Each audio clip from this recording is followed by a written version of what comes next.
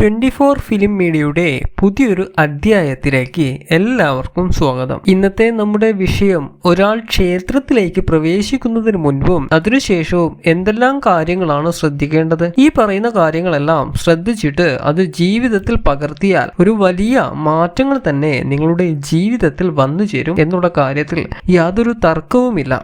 ഇനി വരും ദിവസങ്ങളിലൊക്കെ ക്ഷേത്രം എന്ന ഒരു അദ്ഭുതമായിട്ടുള്ള ഒരു കാര്യം കൂടി ഞാൻ ഇനി വരുന്ന അധ്യായത്തിൽ ഉൾപ്പെടുത്തുന്നുണ്ട്. ഗുരുവായൂർ ക്ഷേത്രം, വടക്കുന്നാഥ ക്ഷേത്രം എന്ന് തുടങ്ങിയ മഹാക്ഷേത്രങ്ങളെ ഉദ്ധരിച്ചിട്ടാണ് അതിൽ ഞാൻ സംസാരിക്കുവാൻ പോകുന്നത്.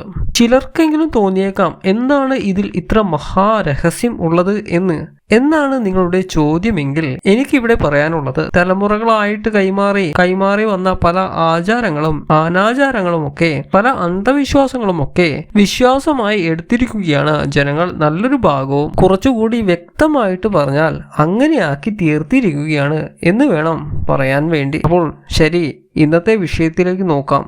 ക്ഷേത്രം എന്ന പുണ്യസ്ഥലത്തേക്ക് പ്രവേശിക്കുന്നതിന് മുൻപ് ഒരു ഭക്തൻ എന്തൊക്കെ ചെയ്യണം, എന്തൊക്കെ ചെയ്യുവാൻ പാടില്ല എന്നുള്ള വളരെ പ്രധാനപ്പെട്ട ചില വിഷയങ്ങളാണ് ഇന്നിവിടെ പറയാൻ ഉദ്ദേശിക്കുന്നത്. നിർബന്ധമായിട്ടും അറിഞ്ഞിരിക്കേണ്ട ചില കാര്യങ്ങൾ ഒന്നുകൂടി സൂചിപ്പിച്ചോട്ടെ. അതിപ്പോ നമ്മുടെ ന്യൂ ജനറേഷൻ ഭാഷയിൽ തന്നെ പറയാം.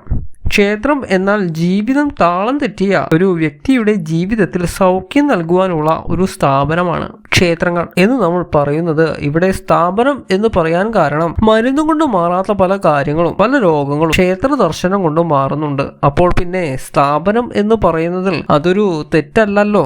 പ്രത്യേകിച്ചു മഹാക്ഷേത്രങ്ങൾ, അതായത് ആരോഗ്യമാണ് ഒരു വ്യക്തിയുടെ എല്ലാ നേട്ടത്തിന്റെയും അടിസ്ഥാനമായിട്ടുള്ള ഒരു ഘടകം എന്ന് വെച്ചാൽ മാനസിക ശാരീരിക ആരോഗ്യം ആർക്കെങ്കിലും എതിരഭിപ്രായമുണ്ടോ?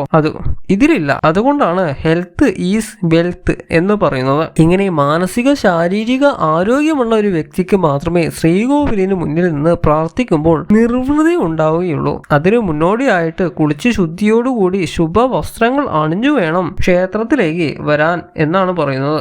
വിശദമായിട്ട് പറയാം ഇതിനെ പറ്റിയിട്ട്. ഈ പറഞ്ഞ നിർവൃതി അല്ലെങ്കിൽ അനുഭൂതി ഇംഗ്ലീഷ് ഭാഷയിലൊക്കെ അതിനെ എൻലൈറ്റ്മെന്റ് എന്നും പറയും. അതായത് എത്ര ദുഃഖത്തിൽ മനസ്സ് തകർന്നു വരുന്ന ഒരു വ്യക്തി, ഏതൊരു വ്യക്തിയാണെങ്കിലും ക്ഷേത്രത്തിനുള്ളിൽ പ്രവേശിച്ചാൽ അതിന് ശമനം വരുവാനുള്ള ചില തന്ത്രങ്ങളും മഹാന്മാർ നമുക്കായിട്ട് പറഞ്ഞു വെച്ചിട്ടുണ്ട്. അതിൽ പ്രധാനമായിട്ട് ഉള്ളതാണ് ക്ഷേത്രത്തിൽ ഉപയോഗിക്കുന്ന വാദ്യോപകരണങ്ങൾ. ശബ്ദം, ഹവിസ് എന്നിവയിലൂടെ മനസ്സിന് സമാധാനം ഉണ്ടാക്കുവാൻ കഴിയുമെന്ന് നമ്മൾ ക്ഷേത്രത്തിൽ കണ്ടുകൊണ്ടിരിക്കുന്ന ഒരു കാര്യം തന്നെയാണ്. അതിന് ചെണ്ട, ഉടുക്ക്, ഇടയ്ക്ക, കൊമ്പ്, കുഴൽ തുടങ്ങിയ പല വാദ്യ ഉപകരണങ്ങളും ഉപയോഗിക്കുന്നുണ്ട്.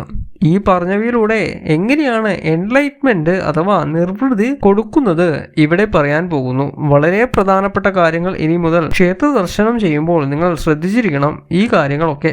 ആദ്യമായിട്ട് തന്നെ പറയുന്നത്, കുളിച്ച് ശുദ്ധിയായിട്ട് ശുഭവസ്ത്രം ധരിച്ച് ശരീരവും മനസ്സും ശുദ്ധിയാക്കി വേണം ക്ഷേത്ര ദർശനം നടത്തേണ്ടത്.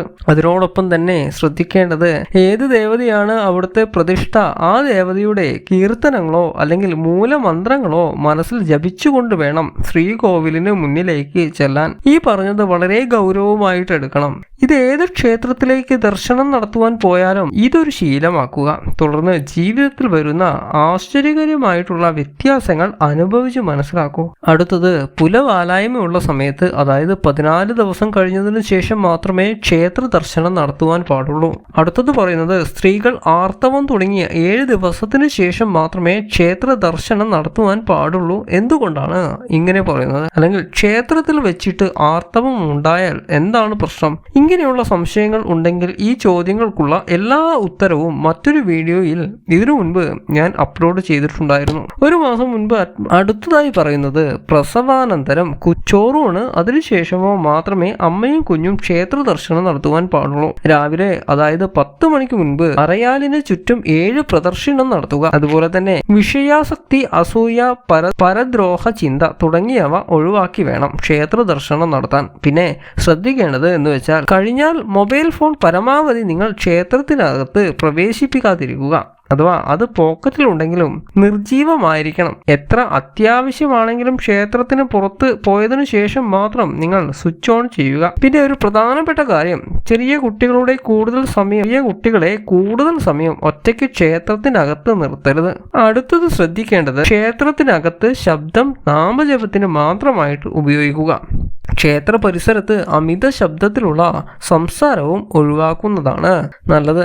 അതുപോലെ തന്നെ ഉറങ്ങുക, ഉറക്കെ ചിരിക്കുക, കരയുക, നാട്ടുവർത്തമാനങ്ങൾ പറയുക, ഈ പറഞ്ഞതെല്ലാം തീർച്ചയായിട്ടും ഒഴിവാക്കേണ്ടതാണ്. അടുത്തതായിട്ട് പറയാനുള്ളത്, പ്രദക്ഷിണം വെക്കുമ്പോൾ തീർച്ചയായിട്ടും ശ്രദ്ധിക്കേണ്ട കാര്യം, പ്രദക്ഷിണം വെക്കുമ്പോൾ കൈ തൊഴുതു പിടിച്ച് ചുണ്ടുകളിൽ ഈശ്വര സ്തുതിയും മനസ്സിൽ ഈശ്വര ധ്യാനവുമായിട്ട് അടിവെച്ച് പതുക്കെ വേണം പ്രദക്ഷിണം വെക്കുവാൻ. അതുപോലെ തന്നെ നടക്കി നേരെ നിൽക്കാതെ ഇടത്തോ വലത്തോ ചേർന്ന് കൈകാലുകൾ ചേർത്ത് കൈപ്പത്തികൾ താമരമൊട്ട് പോലെ കൂമ്പി പിടിച്ച് വേണം ഭഗവാനെ തൊഴാൻ. ഇനി ശ്രദ്ധിക്കേണ്ടത്, തീർത്ഥം വാങ്ങുവാനായിട്ട് 1-2 തുള്ളി സേവിച്ചതിനു ശേഷം ശിരസിൽ തളിക്കുക. ബാക്കിയുള്ളത് തീർത്ഥം ശിരസിൽ തളിക്കുന്നത് മൂലം നിങ്ങളുടെ ബുദ്ധി ഉണരും. അതുപോലെ തന്നെ ധൂപദീപങ്ങൾ ഇരു കൈകളാലും ഏറ്റുവാങ്ങി കണ്ണുകളിലേക്ക് ചേർക്കുക.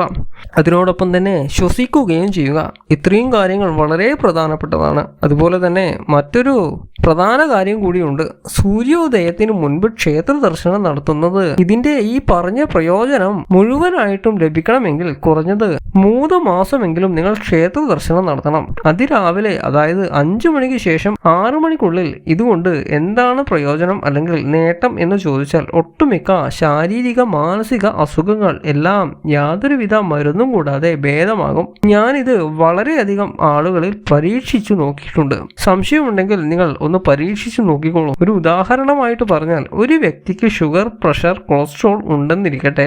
അതിനു വേണ്ടിയിട്ട് നിങ്ങൾ മരുന്ന് കഴിക്കുന്നതും ഉണ്ടാകും. അത് കഴിച്ചോളൂ.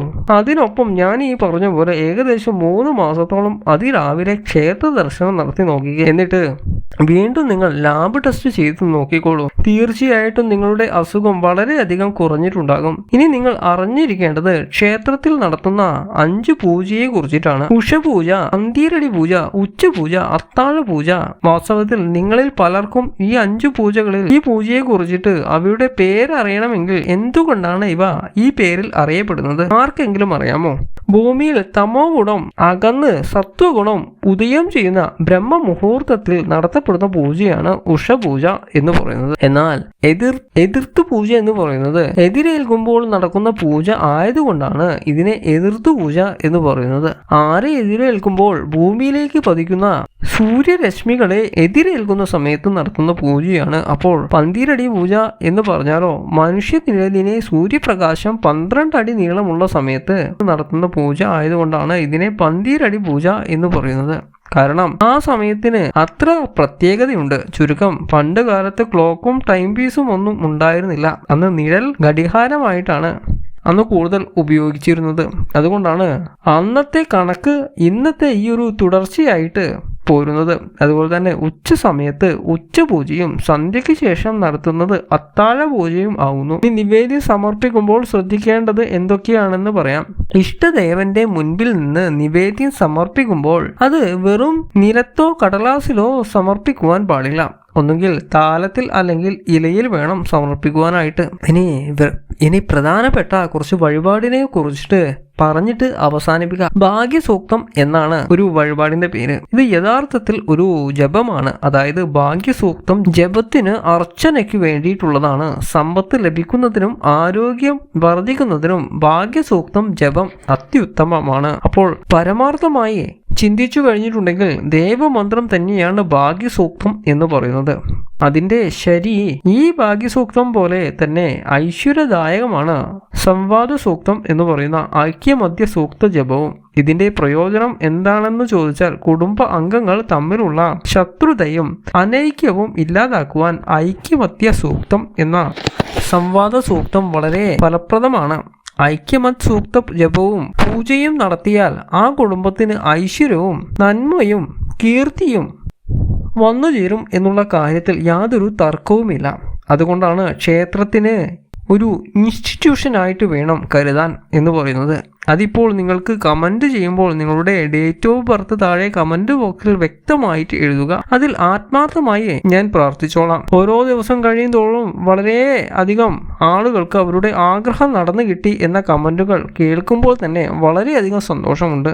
എന്നാൽ അതിലെ ഒരു പ്രധാനപ്പെട്ട കാര്യം എന്താണെന്ന് വെച്ച് കഴിഞ്ഞാൽ കമന്റിനേക്കാളും കൂടുതലായും ഇമെയിലിലൂടെ മെസ്സേജിലൂടെയൊക്കെ വളരെയധികം ആളുകൾ, ഒരു 3000-ഓളം ആളുകളൊക്കെ, അതുകൊണ്ട് തന്നെ എല്ലാവരും തന്നെ കമന്റിലൂടെ അറിയിച്ചു കഴിഞ്ഞാൽ പരിശോധിക്കാനും എളുപ്പമായിരിക്കും. അപ്പോൾ ഈ കാര്യങ്ങളൊക്കെ മനസ്സിലാക്കിയിട്ട് വേണം ക്ഷേത്ര ദർശനം നടത്തുവാനായിട്ട്. അപ്പോൾ എല്ലാവർക്കും ജീവിത വിജയവും ഐശ്വര്യവും ഉണ്ടാകട്ടെ. എല്ലാവരെയും ജഗദീശ്വരൻ അനുഗ്രഹിക്കട്ടെ. അപ്പോൾ പ്രത്യേകം ശ്രദ്ധിക്കുക, എൻ്റെ സന്ധ്യാപ്രാർത്ഥനയിൽ ഞാൻ നിങ്ങൾക്ക് വേണ്ടിയും പ്രാർത്ഥിക്കുന്നതാണ്. അതിനായിട്ട് നിങ്ങളുടെ ജന്മനക്ഷത്രവും പേരും ഒന്ന് കമന്റായിട്ട് അറിയിക്കുക.